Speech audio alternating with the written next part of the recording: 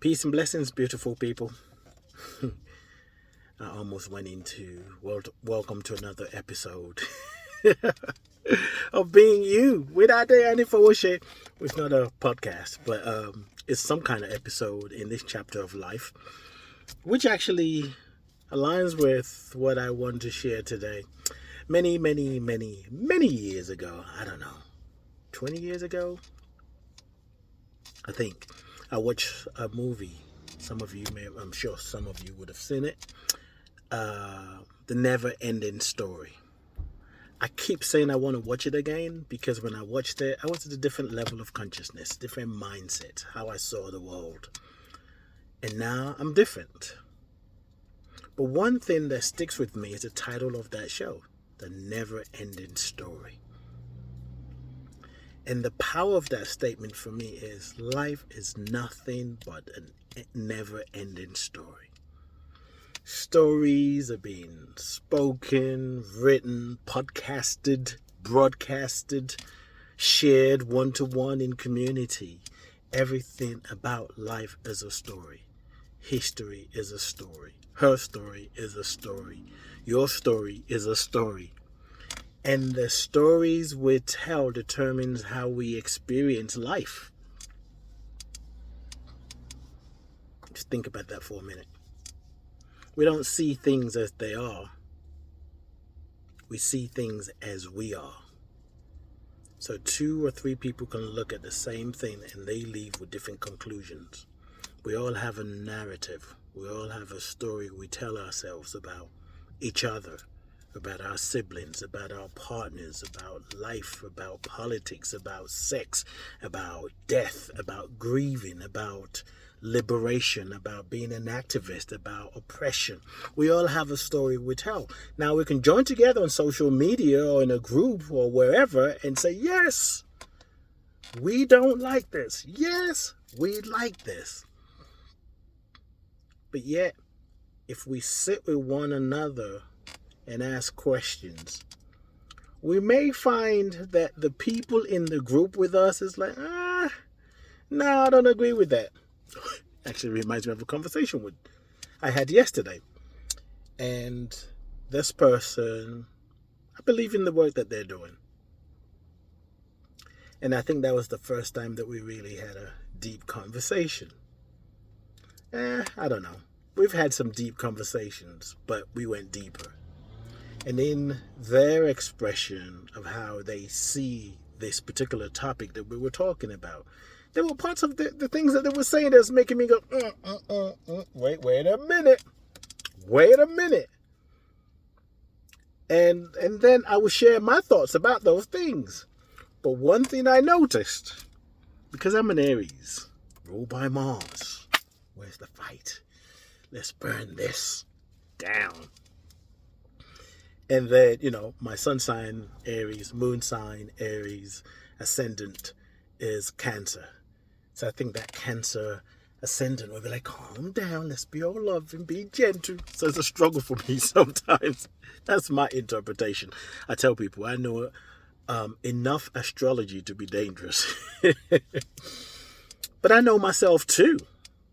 And that's how I see myself. There's a part of me that if I sense any kind of oppression, injustice, marginalization, let's say that fast, or maybe not say it fast, I want to fight. It's not just if it's towards me or somebody else. I've always felt like I root for the underdog. I'm not a sport person.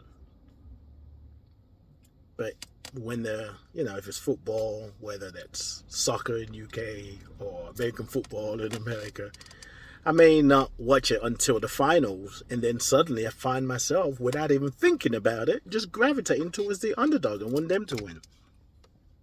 What does this mean? It's like, what's the story you're telling yourself? What's the story you're telling yourself? Just because it's true for you doesn't mean it's true for everybody else. And in fact, what you see and your interpretation of what is happening is just that, your interpretation. I hear people say everybody doesn't need a microphone. Everybody should, the podcast bro. Who gets to decide who has a microphone? Sometimes I've heard people say, everybody doesn't need a microphone, they don't need a podcast. And I'm like, you're one of them. But that's just my thoughts. Some people may listen to me and say I don't need a microphone or a phone or a camera. We've got to learn to know what is ours and what isn't. And as we take time to interrogate ourselves, to find out what is our issues, what's the trauma that I'm bringing to this space, what are my values, what the values am I bringing to this space, what is happening in the world that I just, it drives me nuts, and how can I be the change? We need to ask ourselves questions on a daily basis. Speaking of stories and how the stories we bring to the space, the table, wherever we are, determines how we experience what someone is saying. And that's why it's important to ask questions like, what do you mean? When you said A, B, C, can you clarify? Sometimes we jump to conclusions. But the story we bring to a space is important. And we're going through, I think humanity is going through, I don't think humanity has ever gone through what we're going through right now, globally. There's so much going on. You get people complaining about, well, if you're going to talk about Gaza, don't forget about Congo. If you're going to, don't forget about Sudan. Sometimes we're running to put out the fire. And I'm not saying we should put our energy or time into being part of the solution, being part of healing. But we have to be clear, like what is ours to do? What's yours to do? Are you doing it because someone said it on a podcast or you saw it on YouTube and let's fight for Sudan. Oh, let's fight for the Israelis. Let's fight for whatever. Because when your story is full of other people's writing, you're never going to be at peace with yourself. I know that's a bit strong to say never. But anyway, I'm doing my best to keep this under 10 minutes. And I'm looking at the time, the story that I'm telling myself, okay, cut it, stop it, you talk too much. Don't you dare agree with me. I'm a storyteller, and a word can take me in different places. But my main thing is, life is a never-ending story. What is yours? What are people going to read about you? Not just while you're gone, but while you're here. When people think about you, what are the story they're telling about who you're being? I'm hosting an event this Saturday, November 29th, which is 1 p.m. Eastern for those in the USA. And for those in UK, it's 6 p.m. And those of you, wherever you are, globally, it's 6 o'clock UK. Google it to find out what time it is for you. Anyway, it's called Healing for Humanity. And it's for the Black community, global majority. Black folks, people of color, some people don't like that. Some people don't like BIPOC. Depending on what country you're in, you have your own definition. But anyway, this event is an opportunity for us to just chill, to live, to be, enjoy, to get to the roots of our own stories,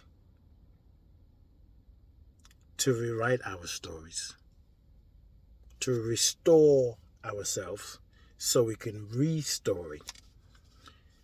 If you're interested, you can register. It's a virtual event, obviously, or maybe it's not obvious. tinyurl.com/joyful self. You can go on Eventbrite and type in search for Healing for Humanity. Or I think if you do the Business of Being or my name, Ade Anifowoshe, is there. It's time to tell a new story. The story we're experiencing right now is old and tiring and is burning us out. Let's tell a story that's rooted in joy. Enjoy your life. You deserve it. Peace and blessings.